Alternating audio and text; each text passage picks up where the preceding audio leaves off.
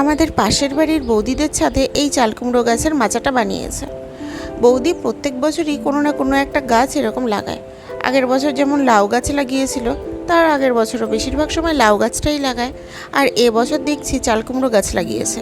আর এই চালকুমড়ো গাছটা একদম নিচে মাটিতে লাগানো।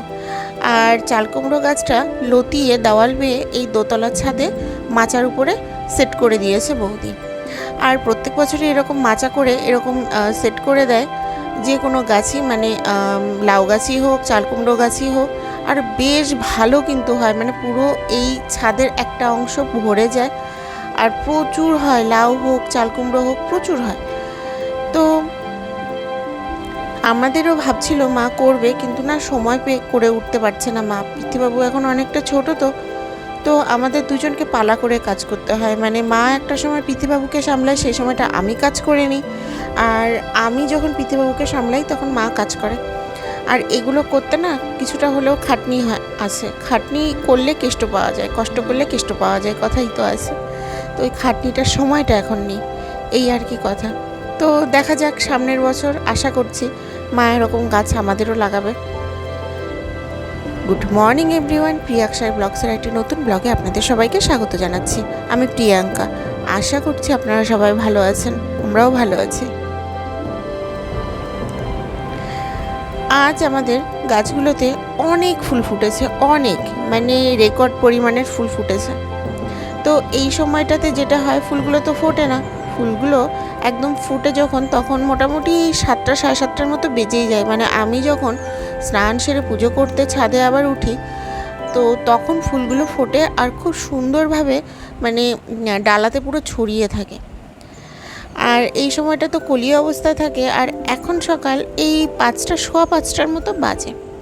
আর আশেপাশের কোনো বাড়িতেই আজকে কিন্তু ঘুম থেকে কেউ ওঠেনি। তার কারণ বৃষ্টি হয়েছে, কয়েকদিন যাবতই হচ্ছে। এই রোদ উঠছে, এই বৃষ্টি হচ্ছে, একদম পারফেক্ট আষাঢ় মাস যেটাকে বলে।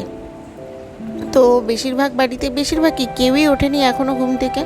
আর ঠান্ডা ওয়েদার যেহেতু, সবাই এখন ঘুমোচ্ছে, শান্তির ঘুম ঘুমোচ্ছে। আর আমার তো আর ওই শান্তির ঘুমটা কপালে নেই আপাতত। তো পাশের বাড়ির কাকিমা আজকে বলছে যে কয়েকটা বছর এটা সহ্য করতেই হবে। যদিও বা আমার যে খুব যে কষ্ট হচ্ছে তা কিন্তু নয়।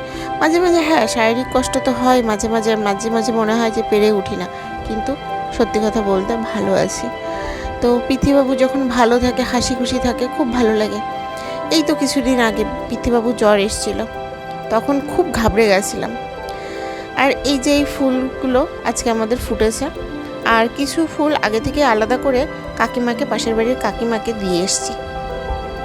উনি নিচে এসেছিল ওনার গাছের ফুল তুলতে, তখন আমি ওনাকে দিয়ে এসেছি। আর এগুলো আমাদের পুজোর জন্য রেখেছি। আর পুজোর পরে এই ফুলগুলো বেঁচে গেছে, এগুলো নিচে নিয়ে যাব। আর এই যে আমার এখন পুজো কমপ্লিট হয়ে গেছে। আর এখন আজকে আমার 8:45টার মধ্যে পুজো কমপ্লিট হয়ে গেছে।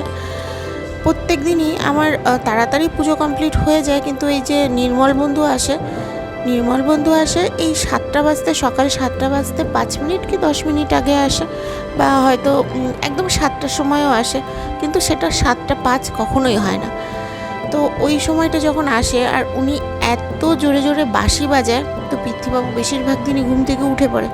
দরজা জানলা সব দিয়ে রাখলেও না, দরজা জানলা সব দিয়ে রাখলে ঘর থেকে অতটা আওয়াজ পাওয়া যায় না, হালকা পাতলা আওয়াজ পাওয়া যায়, তাতে ঘুম থেকে ওঠে না।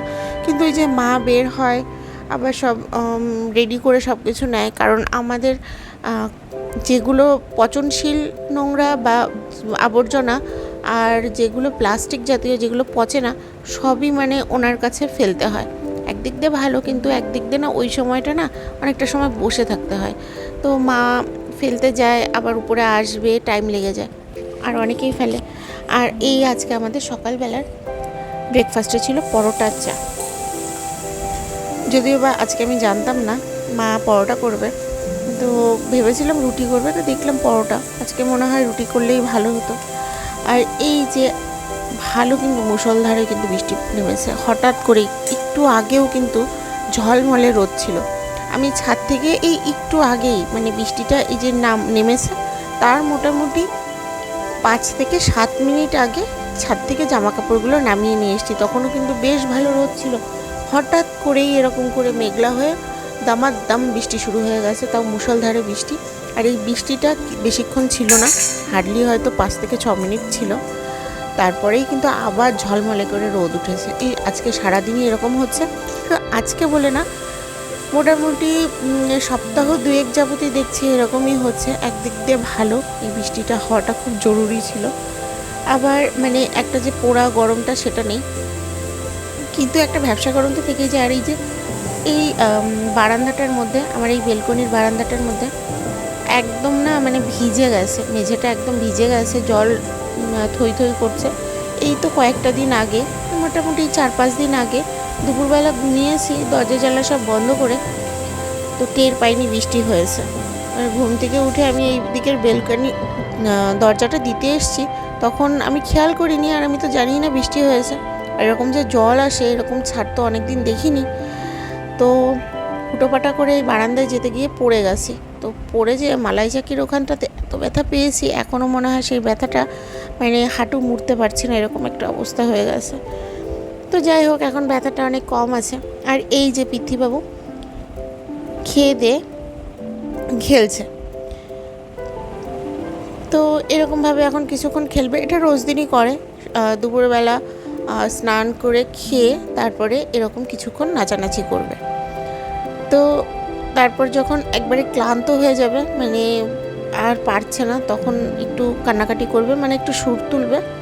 আমি যদি থাকি তাহলে তো ভালো, আর আমি যদি না থাকি তাহলে একটু সুর তুলে কান্নাকাটি করতে করতে মায়ের কাছেই ঘুমিয়ে পড়ে। তো সেই ঘুমটা কমপ্লিট হতে হতেই আমার খেয়ে নিতে হয়।